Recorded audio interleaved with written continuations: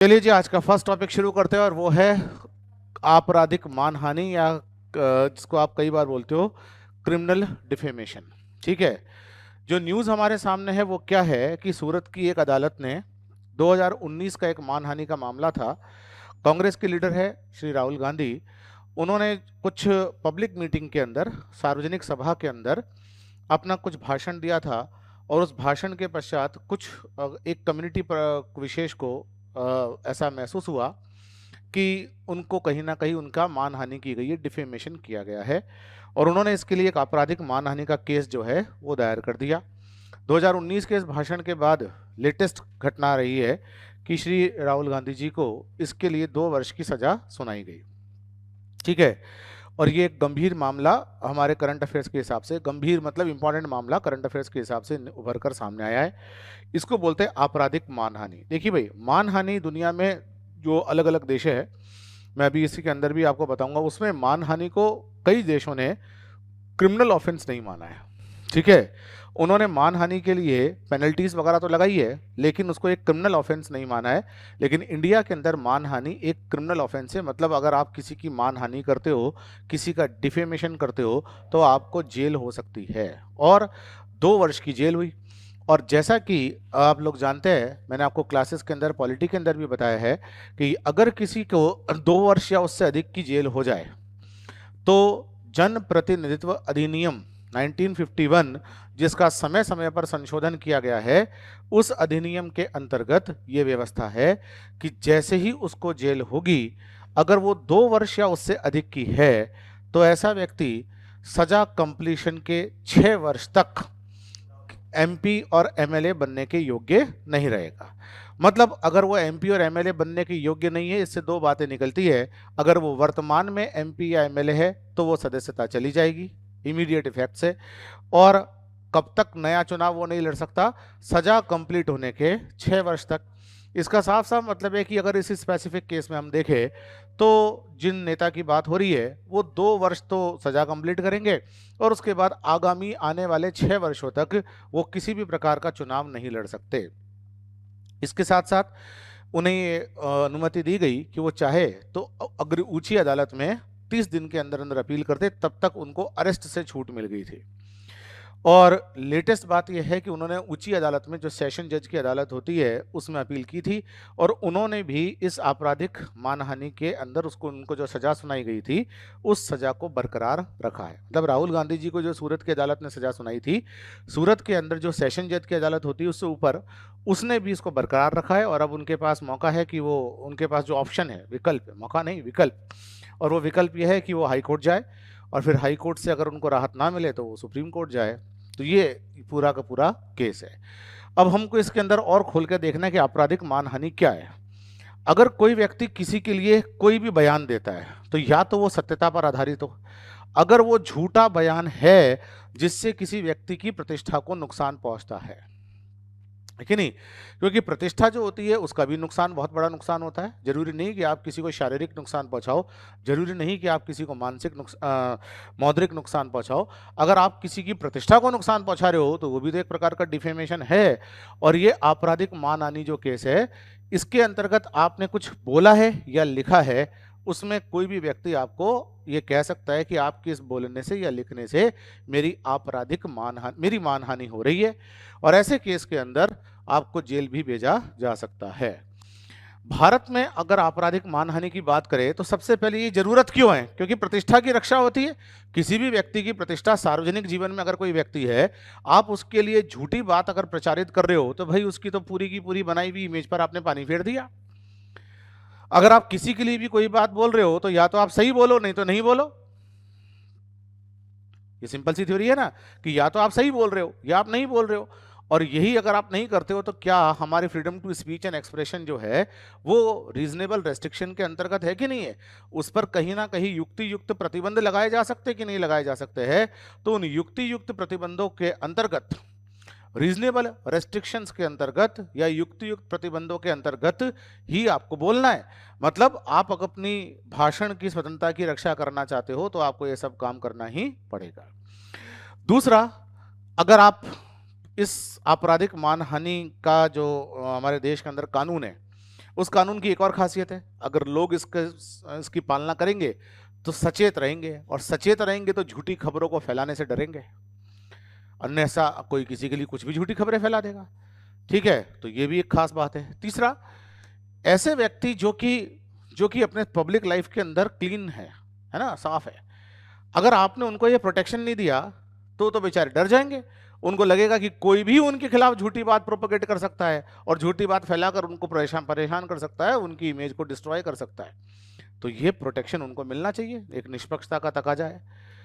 अब दुनिया के कई देशों की स्थितियां देखिए, बड़ा इंपॉर्टेंट सेगमेंट है और ये आपको याद रखना है, ये आपके political science and international relations के पॉइंट ऑफ व्यू से बहुत ज़्यादा इंपॉर्टेंट है, ठीक है ना। और इसीलिए मैंने आपको कहा था कि ऑलमोस्ट 3 से 4 टॉपिक हर बार उससे क्लैश होते हैं। पहली बात, अगर आप देखें तो यूएस में ऐसा कोई कानून नहीं है जो डिफेमेशन को क्रिमिनल बनाता हो। डिफेमेशन का मतलब होता है मानहानि को एक आपराधिक फॉर्म देता हो। जेल का प्रावधान यूएस में नहीं है। 17 ऐसे राज्य है यूएस में जहां इस प्रकार के प्रावधानों जैसे कुछ प्रावधान है, लेकिन कोई केंद्रीय कानून ऐसा नहीं है, फेडरल गवर्नमेंट का, जो कि किसी व्यक्ति को आपराधिक मानहानि के मुकदमे में गिरफ्तार करने की छूट अथॉरिटी को देता हो। निष्कर्ष से क्या कह सकते हैं, यूएस ने माना है कि मानहानि का तकाजा यही तक सीमित है कि व्यक्ति को जेल नहीं भेजा जाए, बल्कि उस पर मौद्रिक जुर्माना लगा दिया जाए। UK did away with the law of criminal defamation in 2013। Britain, जहां से हमने सारी चीजों को फॉलो किया है, ब्रिटिश पार्लियामेंट्री सिस्टम है ना, उसने क्रिमिनल डिफेमेशन के कानून को 2013 में खत्म कर दिया। इस आधार पर, क्योंकि ये कहीं ना कहीं लोगों को पब्लिक इंटरेस्ट में बोलने से भी रोकता है, ऐसा ब्रिटिश पार्लियामेंट ने माना, यानी कि यूके में भी इस तरह का कोई कानून नहीं है। जिम्बाब्वे ने 2014 के अंदर यूनानिमसली, सर्वसम्मति से पूरे देश के अंदर इसको खत्म कर दिया। साउथ अफ्रीका ने क्या कहा, साउथ अफ्रीका ने कहा कि अगर आप डिफेमेशन करते हो तो उसके लिए आपको क्या मिलेगा, इसके लिए कन्वेंशन, जो आपके कन्विक्शंस है उसमें जेल नहीं है। यहां भी साउथ अफ्रीका ने भी क्लियर कर दिया कि जेल का प्रावधान नहीं है। अगर हम श्रीलंका की बात करें तो 2003 में श्रीलंका ने भी इसको खत्म कर दिया।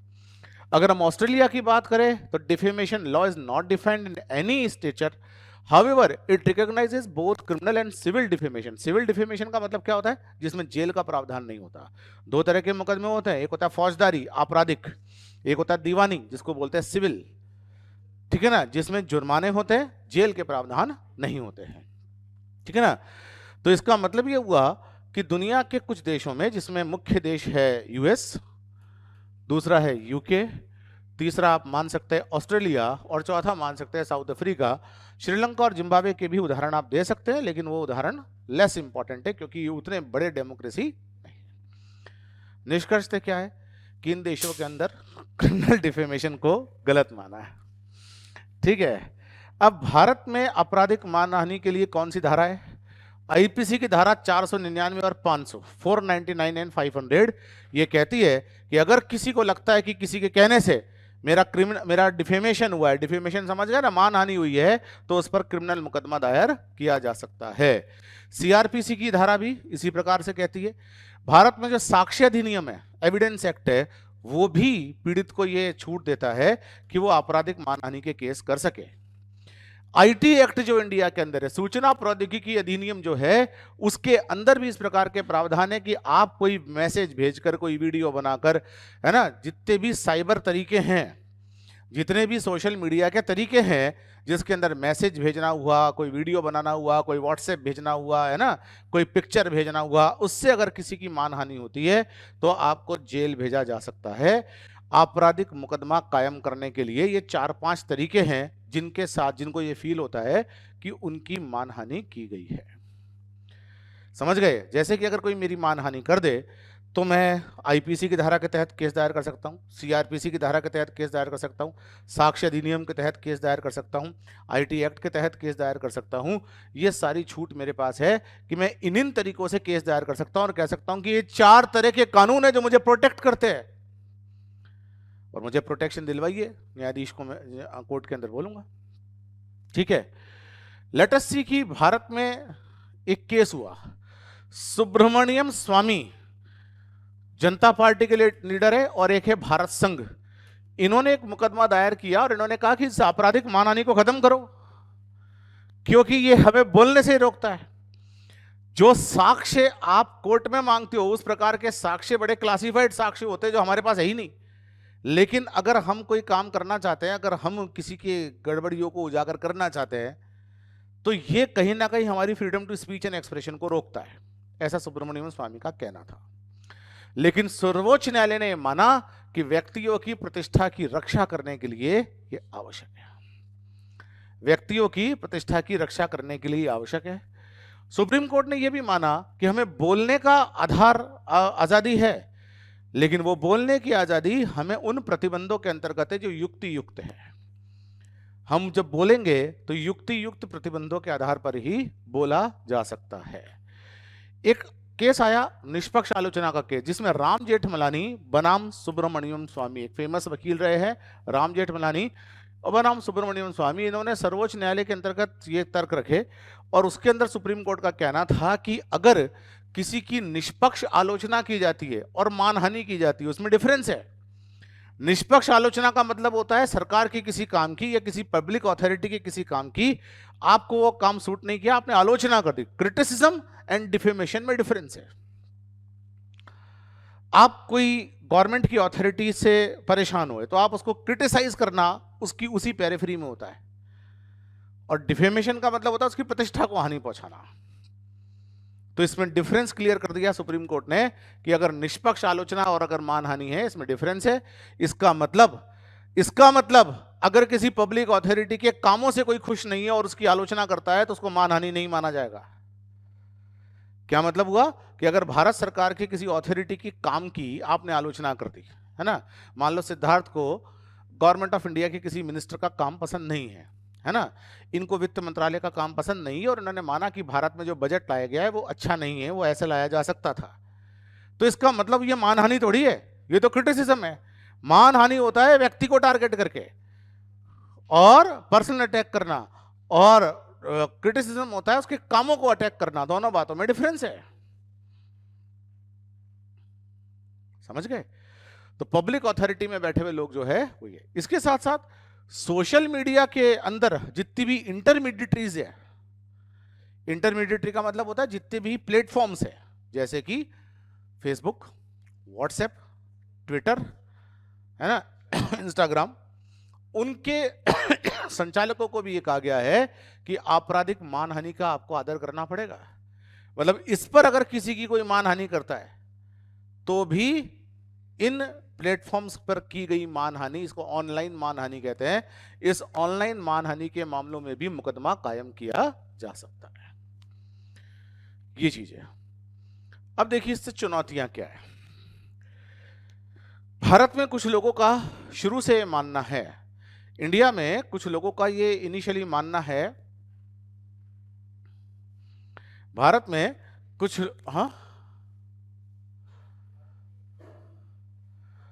ठीक, भारत में शुरू से कुछ लोगों का मानना है कि आपराधिक मानहानि कहीं ना कहीं व्यक्तियों की freedom to speech and expression को रोकता है।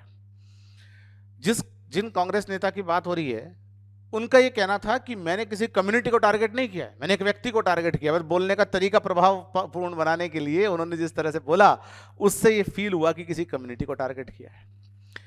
तो अगर आप किसी देश की इसको हटाने के लिए लोग क्या कहते हैं कि अगर आप किसी देश की लोकतंत्र की रक्षा करना चाहते हो तो लोगों को बोलने की आजादी होनी चाहिए। अगर आप किसी को बोलोगे कि भैया वही बोलना जिसको न्यायालय में सिद्ध कर सकते हो, तो बेचारा डर जाएगा, क्योंकि न्यायालय में सिद्ध करना बड़ा क्लासिफाइड काम होता है।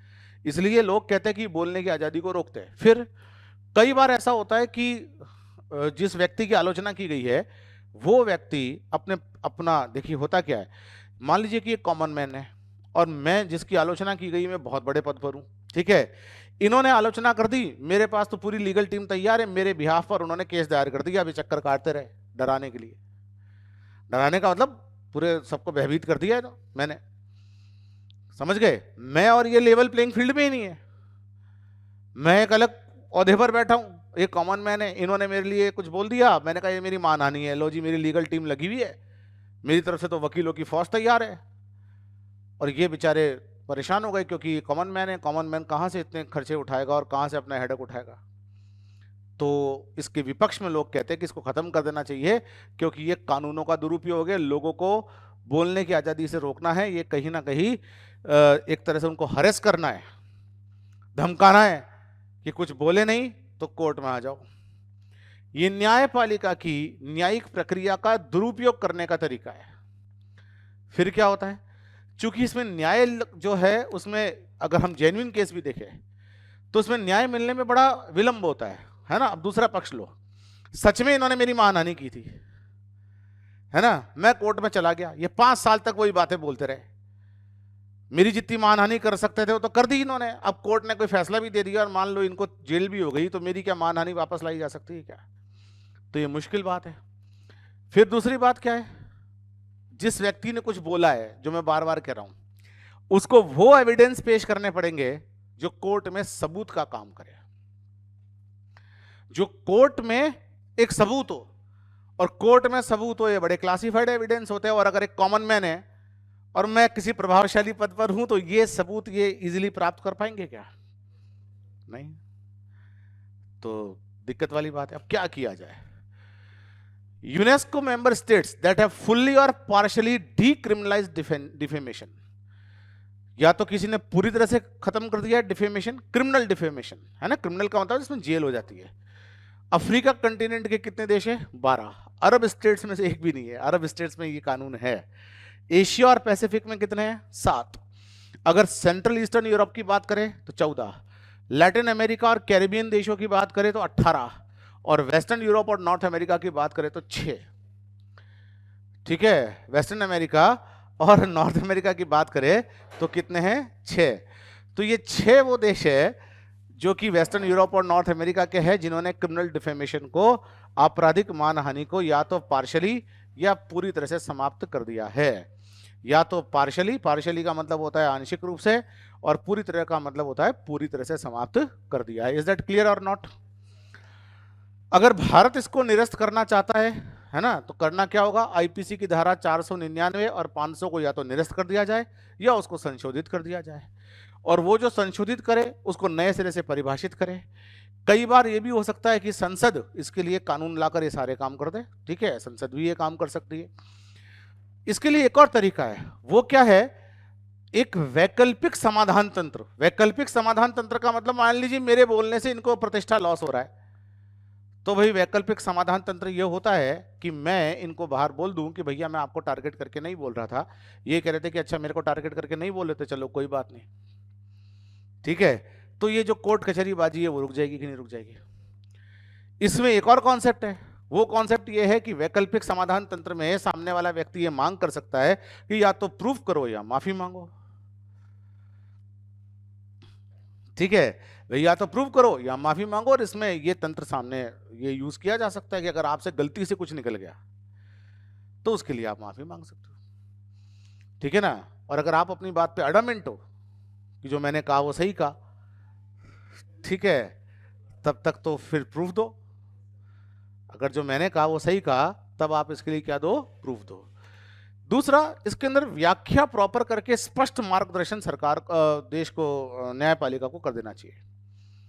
समझ गए? इसमें मुख्य रूप से जो राजनीतिक आरोप लगते हैं, उन राजनीतिक आरोपों को एक तरह से उनके लिए गाइडलाइन क्लियर कर देनी चाहिए कि वो किस सीमा तक जा सकते हैं और किस सीमा तक नहीं जा सकते, किसको मानहानि माना जाएगा और किसको मानहानि नहीं।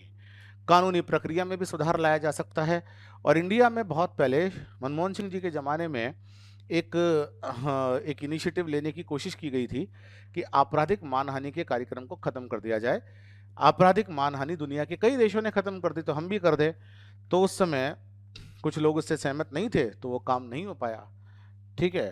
तो ये कंडीशन है भारत में आपराधिक मानहानि की, क्रिमिनल डिफेमेशन की।